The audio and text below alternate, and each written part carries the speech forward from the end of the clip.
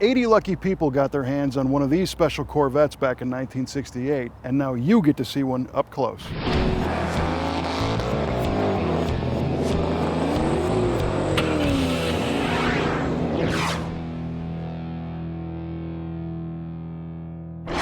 1968 was a big year for the Chevrolet Corvette. This was an all-new design, and a whole bunch of things happened.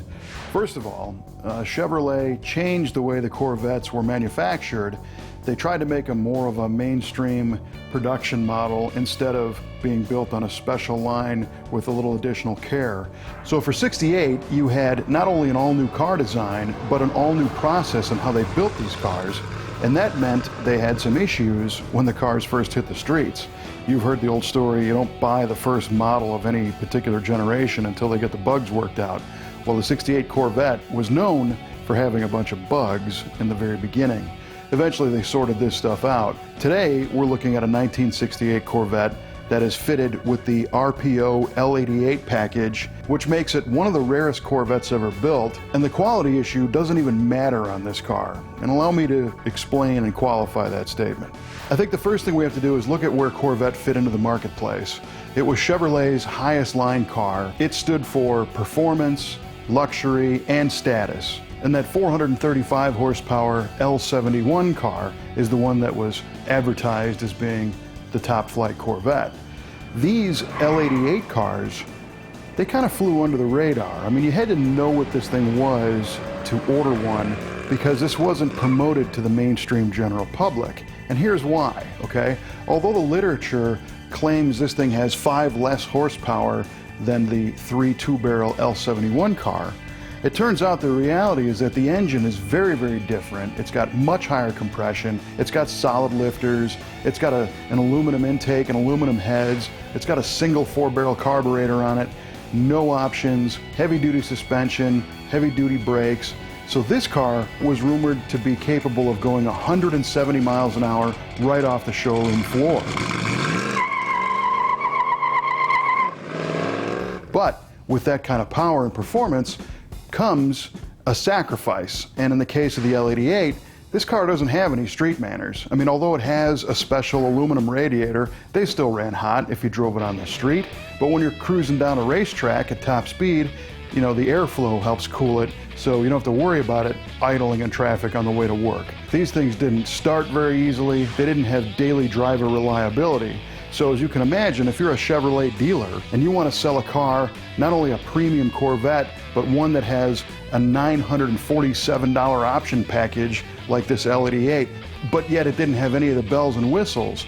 So as a dealer, you've got some explaining to do. You know, somebody came up and said, why is this car so expensive when I can get one of the 435 horsepower cars for less money with more stuff on it? You know, what's the deal? So Chevrolet actually kind of discouraged selling this car to the general public because it was only supposed to go to racers who understood what it was. You know, people that weren't going to be showing up at the dealer looking for warranty work because the car was hard to start in cold weather or that it overheated at a stoplight.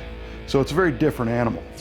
When you have a car that looks as good as this blue 1968 Corvette, I mean, it's cool even if it doesn't run. But this one runs.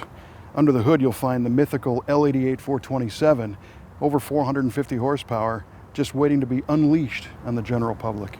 The fun thing is they did a little trickery with that horsepower number because the L71 3 2-barrel 435 horsepower car was rated at 5,800 RPM, and the L88 car was rated less at 430, but also at 4,600 RPM, 1,200 RPM lower than the 435 car, which means this car had a better cylinder head and it had a solid lifter camshaft and higher compression, so it would rev far beyond the 4,600 that it was rated at from the factory. But again, Chevrolet wasn't bragging on these cars when they came out to the general public, so everything was kind of downplayed. There's another interesting tidbit about this car. It's got a T-top, which a lot of people think the name T-top refers to the bar that's exposed when you remove the twin removable panels opening up the roof.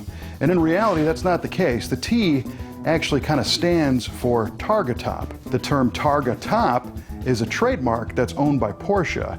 And a couple years before this car came out, you could go buy a Porsche that had a removable one-piece section Targa top roof. And Chevrolet tried that on this car to make it one piece, but they found they wanted a center bar to add a little reinforcement. So today, a lot of people think it's the T-shape. It actually is short for Targa, but they didn't have the rights to the word. I present to you the Chevrolet 427 cubic inch L88.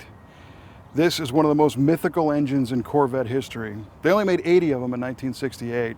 And the big deal with this engine is that it's basically a full road race engine in a streetable car that you could buy from your local Chevrolet dealer. Of course, they advertised this at 430 horsepower, but that was only at 5,300 RPM. And these things could spin for at least another 1,000 RPM beyond that. So the actual horsepower numbers, I don't know, probably closer to 550 or so. It's a bad machine.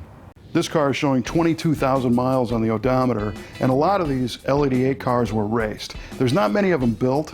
These were built for 3 years. In 67, they made 30. In 68, they made 80, and the rest of them were made for 1969. But this car was actually purchased by George Montgomery, and it was used as the official pace car at Minnesota's Donington Speedway Park, which meant this car was not babied, even though it wasn't actually raced in competition, because real pace cars on real racetracks, well, they get driven pretty hard because they got to stay ahead of everybody. Another cool thing is that this car was prepped by legendary Corvette racer Dick Goldstrand, so that it'd be in proper tune to be a good pace car. This car is mostly original. It's been repainted once in the correct Le Mans blue, but it has all of its original paperwork. It's a very documented car, and it lives happily amongst a handful of other L88 cars in the Brothers collection. What'd you think about this all-original, unrestored, 22,000 mile L88 Corvette from the Brothers collection?